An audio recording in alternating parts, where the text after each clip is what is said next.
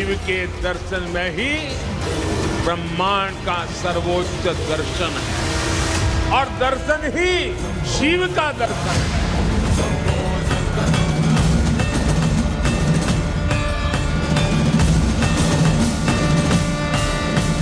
महाकुंभ ने उत्तर प्रदेश में पंचतीर्थ बना।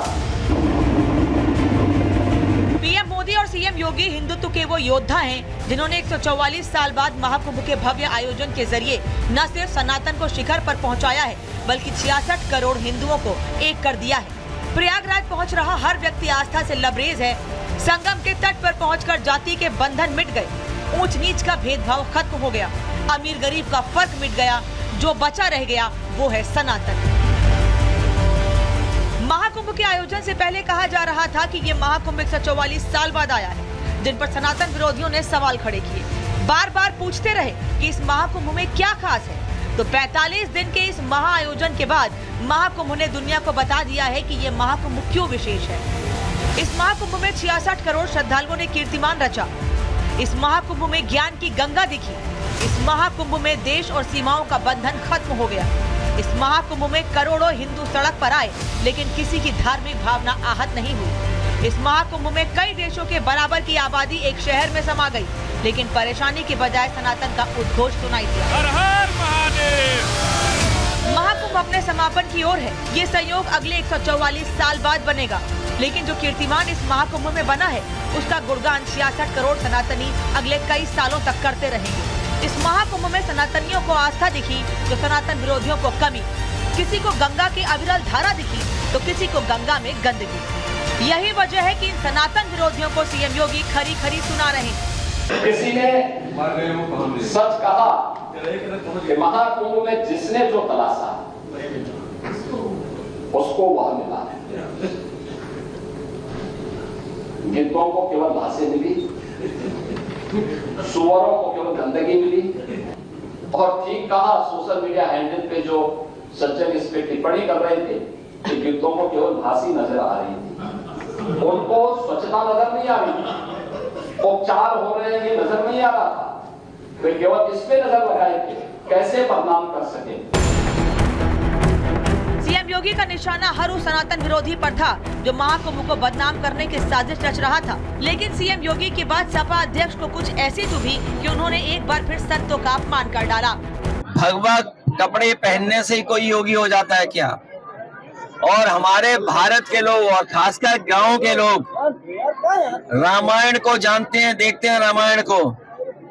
वो ये भी जानते हैं कि सीता माँ का अपहरण जब हुआ था तो रावण भी साधु के भेष में आया था। अखिलेश के बयान से उनकी बौखलाहट साफ नजर आ रही है। ये वही अखिलेश हैं जो सनातन विरोधियों के साथ खड़े नजर आते हैं। ये वही अखिलेश हैं जो पीडीएफ फॉर्मूले के जरिए देश की जनता को जातियों में बांटने वाली राजनीति करते हैं। लेकिन इस महाकुंभ में जाति का भेदभाव मिटता देख ये बौखलाहट लाजमी है। इस महाकुंभ ने जहां हिंदुत्व को मजबूती दी है, वहीं देश विरोधी ताकतों को कमजोर भी कर दिया। कुंभ के आयोजन से विपक्ष सियासी मजबूरियों के चलते दुखी है, लेकिन कुंभ में पहुंचने वाले हर श्रद्धालु के चेहरे पर मुस्कान है। ये मुस्कान कुंभ स्नान की है, ये मुस्कान आस्था की है, ये मुस्कान पवित्रता की है और ये मुस्कान देश की एकता की है। 45 दिनों के भव्य आयोजन का आज अंतिम दिन है। अंतिम दिन के अंतिम क्षणों में हर कोई प्रयागराज पहुंचकर पुण्य का भागीदार बनना चाहता है। प्रयागराज आस्था का वो केंद्र बन गया है जिसने उत्तर प्रदेश को पंचतीर्थ वाला राज्य बना दिया है। Bureau report, Republic Bharat. आखिरी दिन है और ऐसे में जो सनातन से जुड़े सन्यासी हैं वो भावुक होते नजर आ रहे हैं, क्योंकि उनके लिए ये विदाई का मौका है, महाकुंभ की विदाई का। सुनिए। आज महाकुंभ का अंतिम स्नान है और यह स्नान महाशिवरात्रि के साथ है। कहने के लिए 45 दिन हो गया है।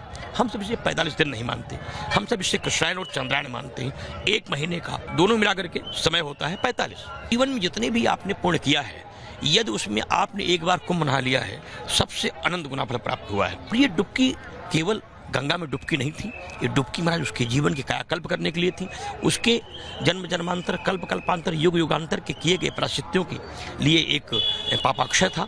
कहूँ क्या भला छोड़ना श्री चरण प्राण छूटे पियूं जिंदगी के लिए कोई सहारा नहीं माँ। तो भक्तों से भरा ये धाम खाली होने वाला है, लेकिन अपने साथ बहुत सारे कीर्तिमान, बहुत सारे रिकॉर्ड्स और बहुत सारी यादें छोड़कर जा रहा है। आगे बढ़ रहे हैं, अगली खबर का रुख करें और अब बात बिहार की करने वाले हैं, क्योंकि बिहार में विस्तार वाला दांव चला गया है। कितना कारगर होगा, क्यों चला गया ये दांव, सब कुछ बताने जा रहे हैं।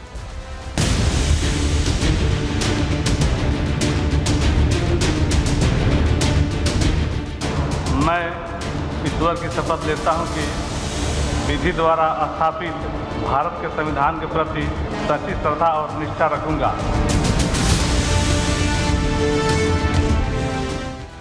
बिहार में 6 महीने में चुनाव होने वाले हैं और इस बीच उससे पहले बड़ा परिवर्तन किया गया।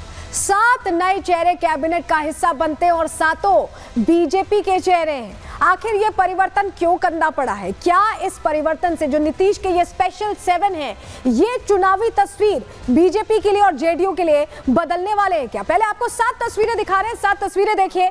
ये वो चेहरे जो अब नीतीश मंत्रिमंडल का हिस्सा है। कृष्ण कुमार मंटू, विजय मंडल, संजय सरावगी, जीवेश मिश्रा, राजू सिंह, सुनील कुमार, मोतीलाल प्रसाद, ये वो चेहरे जिन्होंने शपथ ले ली है और अब बिहार सरकार का हिस्सा है। अब जो महत्वपूर्ण निर्णय लिए जाएंगे उनमें इनकी भी हिस्सेदारी होगी।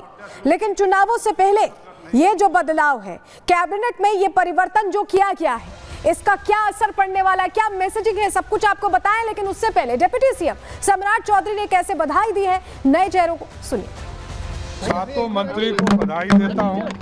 बिहार के विकास में नीतीश कुमार जी के नेतृत्व में आगे बढ़ाने का काम करें।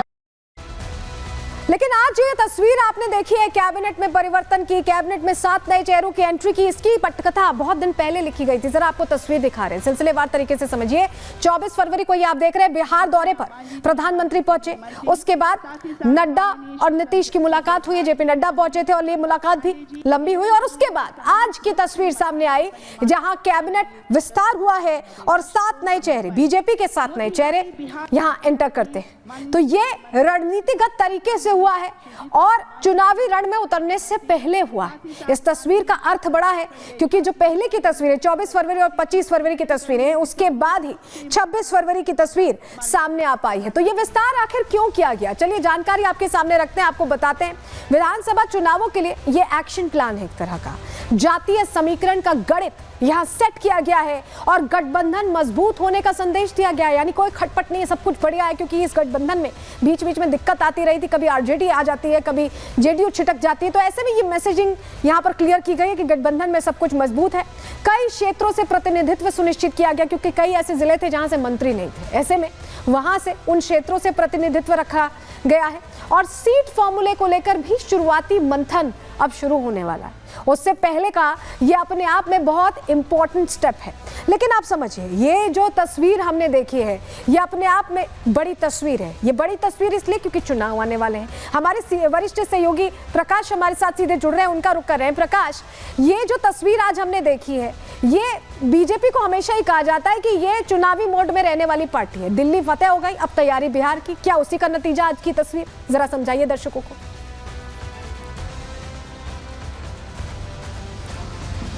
देखिए, ये क्षेत्रीय बैलेंस और जातीय समीकरण को साधने की कोशिश की गई है। इस पूरे कैबिनेट एक्सपेंशन के जरिए 7 लोगों को मंत्री बनाया गया है, जिसमें पिछड़ी जाति के 5 हैं और 2 अगड़ी जाति से हैं। तो बीजेपी का जो आधार वोट है वो अगड़ी जाति का रहा है, वैश्य का रहा है। लेकिन पहली बार ये देखने को मिला कि कुशवाहा और कुर्मी जाति के भी 2 मंत्री बने गए हैं, जो कि आधार वोट नीतीश कुमार का है। इसकी तैयारी इसलिए चली जा रही है क्योंकि पिछले लोकसभा चुनाव में ये देखा गया कि कुशवाहा वोट बैंक में काफ़ी हद तक सेंधमारी की गई। लालू यादव के द्वारा काफ़ी कुशवाहा कैंडिडेट्स उन्होंने दिया, तो उसको लेकर एक कुशवाहा समुदाय में मैसेज देने की कोशिश की गई है।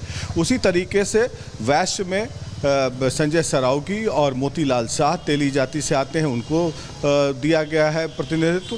तो ये बेसिकली एक सिंबॉलिक रिप्रेजेंटेशन है जिसको साधने की कोशिश की गई है। और बिहार विधानसभा चुनाव सितंबर में संभवतः मॉडल कोड और अक्टूबर में चुनाव हो जाएंगे। नवंबर फर्स्ट वीक में नए सरकार की गठन हो जाएगी।